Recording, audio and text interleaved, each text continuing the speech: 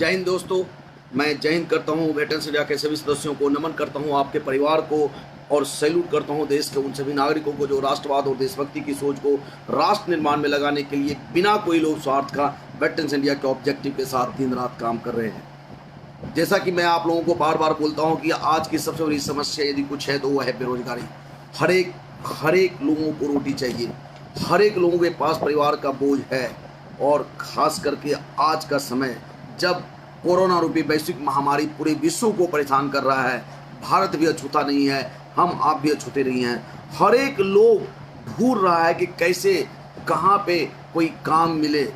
ऐसी परिस्थिति में मैं दिन रात लगा हुआ हूँ, अलग अलग क्षेत्र के लोगों से बात कर रहा हूँ और अलग अलग तरह की बातें आ रही है, अलग अलग सलाह आ रहा है। जैसा कि मैंने आपको कहा कि भारत सरकार के कई मंत्रियों से हमने मिला, उनसे बातें किया कि ये पुरुष सैनिक, ये फौजी, उनके परिवार के लोग जो देशभक्त लोग हैं, जो देश के लिए दिन रात अपना काम करना चाहते हैं, ऐसे सारे लोगों के लिए क्या किया जाए कि उनके रोजी रोटी पे कोई समस्या नहीं हो, हर एक हाथ को रोजगार मिले।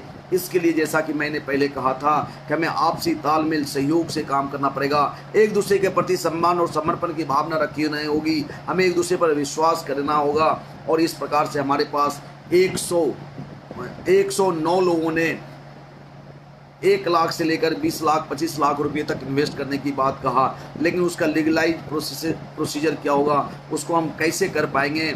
हमने सोचा था, हमें कई लोगों ने सलाह दिया था, शेयर करते जाइए फटाफट, जितना भी आप लोग शेयर कर दें, बहुत बढ़िया, बहुत तेज़ी से आप लोग बढ़ते जा रहे हैं।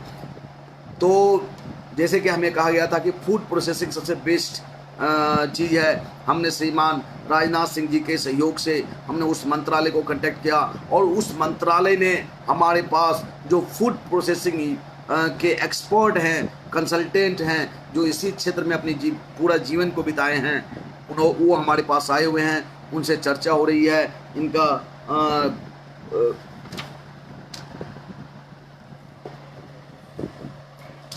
आपने नाम क्या बताया पूरा? नितेश जी हैं और नितेश जी अपनी बात को पूरा आप लोगों को बताएंगे कि आज कैसे कर सकते हैं, सच्चाई का क्या रास्ता है। क्योंकि देखिए, हम फौजी लोग, पूर्व सैनिक लोग हैं, हम लोगों को बहुत कुछ पता भी नहीं होता कि जो देशभक्त होते हैं वो देश के प्रति अंधा होते हैं, उनको सिर्फ राष्ट्र राष्ट्र राष्ट्र दिखता है, सामने से गोली आता है, पीछे से परिवार का चीख, लेकिन देश की रक्षा में वो टस से मस्त नहीं होते हैं। आप लोग फटाफट शेयर करते जाएं, जितना भी शेयर कर दें। तो मैं अब चाहूँगा कि नितेश जी अपना परिचय दें और हमारे सामने देखिए आप नितेश जी बैठे हुए हैं जो फूड प्रोसेसिंग यूनिट के कंसल्टेंट हैं और पूरे देश में फूड प्रोसेसिंग यूनिट को लगाने में इन्होंने बहुत बड़ा एक मुकाम प्राप्त किया है। मैं आपको धन्यवाद देता हूं वेटरन्स इंडिया परिवार में और पूरे वेटरन्स इंडिया के लोग, पूरे देश के लोग। देश का कोई ऐसा जिला नहीं जहां के लोग अभी नहीं देख रहे हैं, देश के पूरे लोग आपको देख रहे हैं। आप बताइए, खास करके देशभक्तों के लिए, खास करके पूर्व सैनिकों के लिए जिन्होंने कि अपनी जवानी कुर्बानी देश की रक्षा में दिया, उनको कुछ पता नहीं है। वो 35 साल 40 साल में रिटायर्ड हो गए, उसके बाद वो समाज से भी नहीं मिल पाता है, क्योंकि वो एक ऐसे माहौल में रहता है जहाँ सिर्फ और सिर्फ राष्ट्र उसको दिखता है। ऐसे लोगों का आर्थिक उत्थान कैसे हो, कैसे इसको इकोनॉमिकली एम्पावर किया जाए, उनके फैमिली बच्चों को कैसे इकोनॉमिकली एम्पावर किया जाए, फटाफट आप इस पर आप बताएं कृपया, और अपना परिचय देते हुए।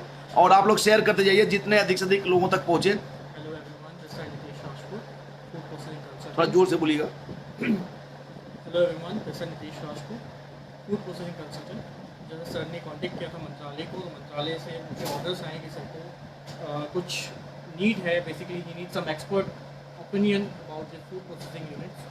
सो I am here. So as जो अभी हमारा सर और मेरा डिस्कशन हुआ, जो सर को मैं जो हमारी मीटिंग हुई, तो सर ने जो मुझे बोला कि ही वांट टू बी वो 6,000 लोगों को पूरे देश में करीब एक्स एम्प्लॉइज, हाँ, करीब 3 करोड़ लोग हैं, 3 करोड़ लोग हैं जो वेटरन्स हैं, उनके परिवार के लोग हैं, जो सर्विंग फौज है उनके। हाँ जी। तो हम, जैसे कि मैं इनको बता सकता था कि मार्केट की अभी स्थिति जैसी है, इकोनॉमी जैसी हमारी अप एंड डाउन हो रहा है, जो भी है। सो मैंने सर को सजेस्ट ये किया कि अभी सर एक छोटा स्टेप लें, क्योंकि अभी जो मार्केट है और जो इन्वेस्टमेंट है, it can be risky right now. तो अभी हमारा उसमें कन्वर्सेशन हुआ है सर से, और मिनिस्ट्री बहुत सारी सब्सिडी स्कीम्स चला रही है जिसमें बहुत अच्छी फंडिंग्स मिल रही है। अभी एक न्यू स्कीम भी आने वाली है जो MSMEs के लिए है बेसिकली, जो MSME को बहुत बूस्ट करेगा, जो माइक्रो स्मॉल और मीडियम एंटरप्रेन्योर्स हैं, जो बिजनेसमैन हैं फूड प्रोसेसिंग में, उनको बहुत ही स्ट्रेंथ उनको देने वाले हैं, जिसके लिए 10 to 25 लाख तक की सब्सिडीज़ मिलेंगी। वो अभी गाइडलाइंस अभी उनकी आई नहीं है, जैसी आएंगी मैं सबको वैसे इन्फॉर्म करूँगा, और हो सका तो मैं आपको आगे ब्रीफ भी करूँगा उसके बारे में, तो इसमें इशू नहीं है। तो अभी जो रनिंग स्कीम्स है मिनिस्ट्री ऑफ फूड की, क्रिएशन एक्सपेंशन यूनिट स्कीम जो हमारे पास रनिंग है, जिसके अंदर हम गवर्नमेंट आपको 35 to 50% सब्सिडी देती है। इसमें आप कोई भी food processing like grain milling, fruit and vegetable milk, आप कुछ भी कर सकते हैं इसके अंदर, कोई भी प्रोसेसिंग प्लांट आप सेटअप कर सकते हैं, जिसमें आपको 35 to 50% आप लोग शेयर करते जाइए, पूरे देश के हर एक गांव तक ये बातें जाना चाहिए। उसके अलावा एक स्कीम और है हमारे पास, cold chain. Under this cold chain scheme, इसमें 3 लेयर, 3 स्कीम के अंदर 3 पार्ट हैं, जैसे मैंने सबको ब्रीफ किया था, distribution hub, farm level infrastructure and अपना इरिगेशन फैसिलिटी। तो डिस्ट्रीब्यूशन हब के लिए मिनिस्ट्री हमको जो फंडिंग करती है वो 35% फंडिंग करती है of eligible project cost, like plant and machine and technical. आवाज तो आ रहा है, क्या दिक्कत है आवाज में?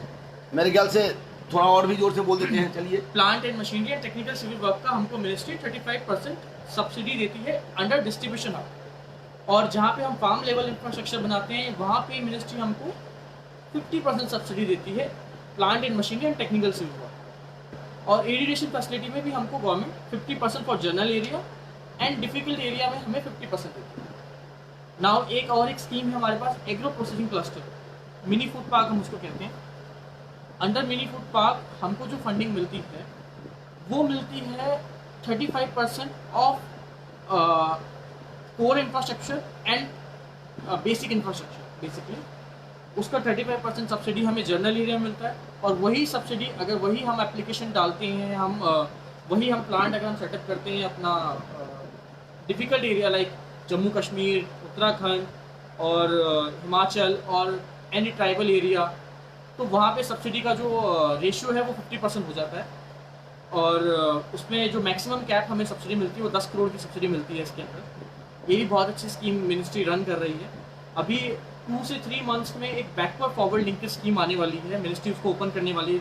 पहले ये मिनिस्ट्री स्कीम रनिंग थी, बट इतने एप्लीकेशंस आए कि मिनिस्ट्री इसको क्लोज करना पड़ा। अब रिसेंटली इसको दोबारा ओपन करेगा मिनिस्ट्री इसको। Under this scheme we will get 35% for general area.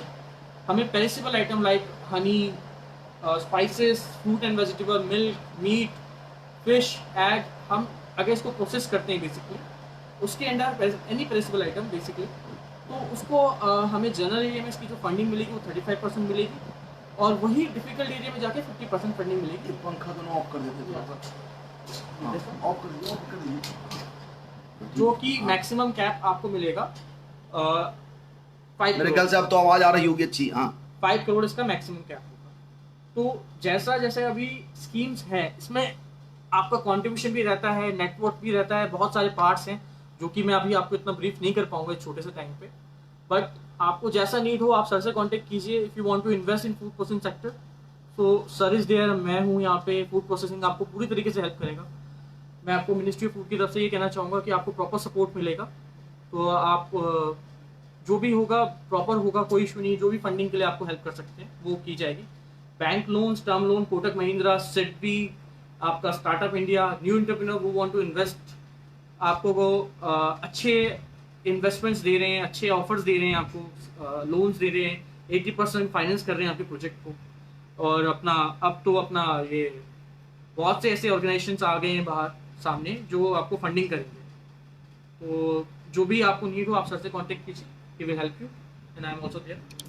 बहुत बहुत धन्यवाद भैया। आप सुन रहे थे कि किस प्रकार से नीतीश जी ने आपको बताया कि कैसे हम फूड प्रोसेसिंग यूनिट में आगे बढ़ सकते हैं, और मेरे ख्याल से आने वाले दिन में ये सारे लोगों तक ये बातें पहुंच जाएगी, और पूरे देश के लोग, चूँकि अब एक ही उपाय है बेरोजगारी दूर करने का कि हमें आपसी तालमेल सहयोग से काम करना होगा, हमें एकजुट होना पड़ेगा, हमें एक दूसरे के प्रति समर्पण की भावना, विश्वास की भावना से जीना होगा। हमने कई मंत्रालयों से संपर्क करने के बाद आज हमारे पास फूड प्रोसेसिंग मंत्रालय के से आए हुए हैं हमारे वहाँ के कंसल्टेंट। मैं इनको धन्यवाद देता हूँ पूरे वेटरन्स इंडिया परिवार की तरफ से, कि इन्होंने बहुमूल्य समय इस कोरोना रूपी इस तरह का जो अभी चल रहा है लॉकडाउन, जिसमें सोशल डिस्टेंसिंग कई एक फैक्टर्स काम कर रहे हैं, इसके बावजूद ये आए तो ये बहुत बड़ी बात है। पूरे वेटरन्स इंडिया परिवार, पूरे सेना, पूर्व सैनिक, उनके परिवार के लोग की तरफ से मैं इनको धन्यवाद देता हूँ। तो आज अभी मैं इतना ही, क्योंकि अभी मैं मीटिंग में बैठा हूँ। इसके बाद मैं अपनी बात को रखूँगा जैसे ही मेरी ये मीटिंग खत्म होगी। थोड़ा देर और में हो सकता है कि इनको मैं थोड़ा सा सी ऑफ कर दूँ और फिर मैं अपनी बात को रखता हूँ। तो बहुत बहुत धन्यवाद, थैंक यू। आपने नितेश जी को सुना, बहुत बहुत धन्यवाद, थैंक यू, जय हिंद।